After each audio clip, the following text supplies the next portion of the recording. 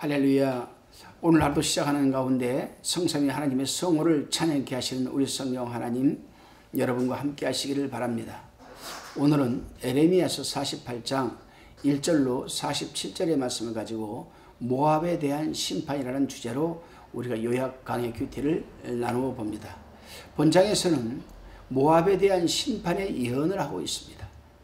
여기서는 느보, 기다다임, 미스갑 이 등은 모압이 중요한 도시라 할 수 있습니다. 이제 1절로 13절까지를 살펴봅니다.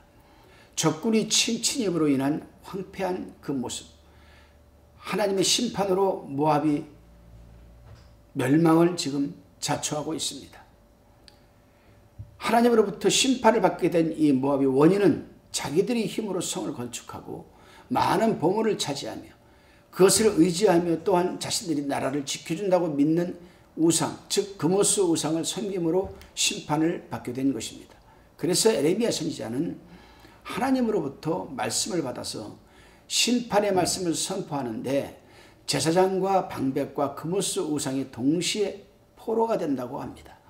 그리고 도성과 마을이 다 멸망을 당할 것이니 모압인이 속히 피난하기를 새와 같이 해야 될 것이나 만일 더디면 곧 멸망할 것인데 날개가 없으므로 탄식하게 될 것이라고 9절에서 지금 예언을 하고 있습니다. 여러분, 사실 하나님의 심판은요, 정확하게 언제인지 우리는 모릅니다. 그러나 하나님에게 분명한 기준은 있습니다. 그 기준이 뭐냐면은 그 상대가 죄를 지었던 우상을 섬겼던 무엇을 하였던 반드시 그 죄가 차게 되면, 때가 되면 하나님께서는 반드시 개입을 하신다는 사실입니다. 하나님이 개입하시는 방법도 성경에는 세 가지가 있어요. 부단히 훈련과 연단을 시켜서 돌아서게 하는 방법이 있고, 이 사람은 도저히 훈련도 연단도 안 된다 할 때 하나님은 멸망을 시켜버립니다. 그리고 또 한 가지는 하나님께서 부단히 연단과 훈련 속에서 질병을 사용하기도 하시고 물질을 거둬가기도 하시고 가족과 흩어지기도 하시고 자연을 들어 쓰시기도 하고 여러 방법이 있습니다. 그러나 우리는 그 어떠한 세 가지 중에도 들어서는 안 됩니다. 우리 스스로가 스스로 깨닫고 깨닫는 방법은 하나님의 말씀을 대하면 됩니다. 말씀대로 살아가시기를 주님의 이름으로 축원합니다. 다시금 본문 14절로 25절까지를 살펴봅니다. 모압이 적에게 수치를 당할 것을 지금 예언하였으니 그들은 이전에 이스라엘 백성들이 아수르로 끌려갈 때에 비웃던 그 비웃음을 자신들이 당하고 만 겁니다. 사실 그렇습니다, 여러분. 우리가 보면요, 살아가는 삶의 어떤 현장을 보게 되면은 남이 누구한테 사기를 칩니다. 그러면 하나님께서는 그 사기친 사람보다 더 고등술수를 쓰는 사기꾼을 붙여가지고 아주 홀랑아지 베껴놓습니다. 내가 누굴 주먹으로 딱 때리죠. 그러면요, 격투기 선수를 붙여가지고 아주 실컷 두드려 맞게 만드십니다, 하나님. 우리 하나님은 그런 하나님이에요. 그래요, 여러분. 그렇기 때문에 우리 하나님의 사람들은 늘 겸손하고 남에게 상처를 주거나 해꾸지를 하기보다는 내 자신을 늘 돌아보면서 겸손하게 살아야 됩니다. 자, 이들은 자랑하기를 뭐라고 자랑합니까? 14절 보게 되면 우리는 용사요 맹사라고 합니다. 호언 장난까지 하였습니다.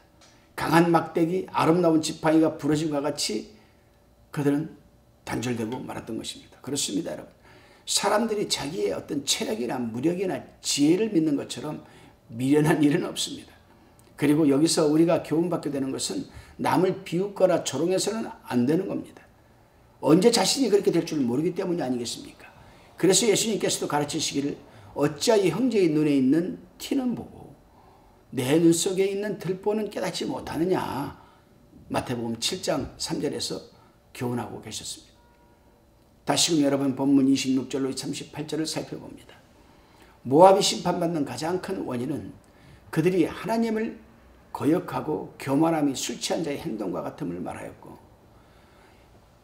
이들이 교만은 이전에 이스라엘이 아수르로 포로되어 갈 때에 조롱한 것을 지금 지적하고 있는 것입니다. 그런 것이 이제는 자기네들도 같은 수치를 당하고 적이 칼을 피하여서 산골과 바위 사이에 도피할 것을 지금 말하고 있습니다. 그렇습니다, 여러분. 모압이 심판받는 것은 곧 교만 때문인데 자고하고 오만하고 자긍하여 그 마음의 교만이 극치라고 할 수가 있습니다. 그래서 여러분 사도 바울도 얼마나 여러분 교만했던 사람이었습니까? 사도 바울이 얼마나 자긍했던 사람이었습니까? 그러나 다메섹 도상에서 하나님이 강한 햇빛을 비추어서 그의 눈을 흐리게 하고 그 흐리게 된 눈을 좀 보게 해달라고 하나님한테 그렇게 3번씩이나 간구해도 하나님께서는 자긍하지 않기 위해서 너는 그걸 가지고 있어라. 네가 곧 사도 바울이 겸손히 낮아질 때 네가 꼭 강한 자가 된다. 이것 때문에 사도 바울이 포기하고 늘 편지를 쓸 때도 남한테 대피를 써서 쓰게 하고 그렇지만은 그 3번 기도하고 나서 그 응답을 받은 이후로 하나님한테 기도한 적이 없습니다. 병 고쳐달라고. 그렇습니다, 여러분. 모압에 지금 심판받는 것도 그 교만, 자긍심, 오만 뭐 그런 극치라고 할 수 있지 않겠습니까? 그러므로 모압은 이제 포도와 물이 없고 우상이 없어짐으로 해서 그들은 슬픔과 호곡할 뿐이라고 지금 예언을 합니다. 그래서 성경은 잠언서 16장 18절에 보면 뭐라고 했습니까? 교만은 패망의 선봉이요 거만의 마음은 넘어짐의 앞잡이니라고 했습니다. 여러분, 우리 하나님의 백성들은 겸손해야 되겠습니다.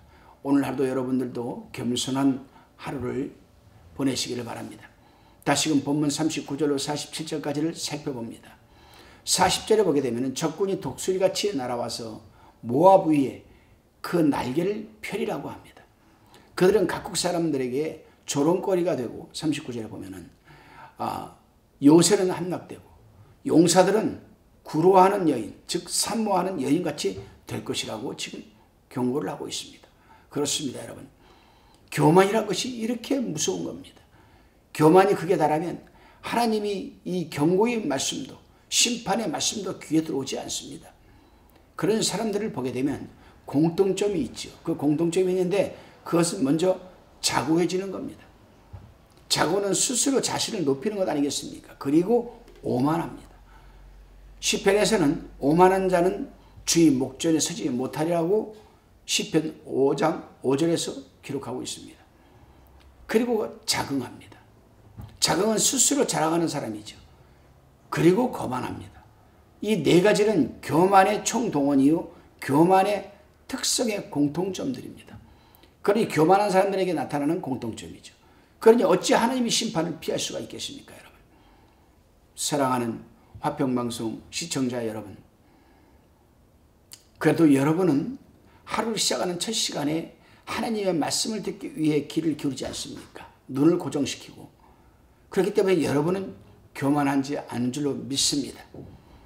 오늘 하루도 여러분 더 겸손하셔서 자기 자신을 내세우기보다는 하나님의 영광, 예수 그리스도의 이름을 내세우셔서 하늘의 상급이요 큰 승리의 하루가 되시기를 바랍니다. 기도드립니다.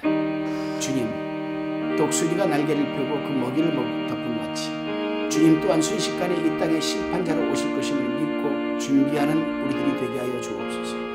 항상 겸손하게 낮은 자세로 남을 나보다 낮게 여기게 하시고 남을 비방하거나 조롱하지 말게 하옵소서. 언제나 감사드리오며 예수님의 이름으로 기도드리옵나이다.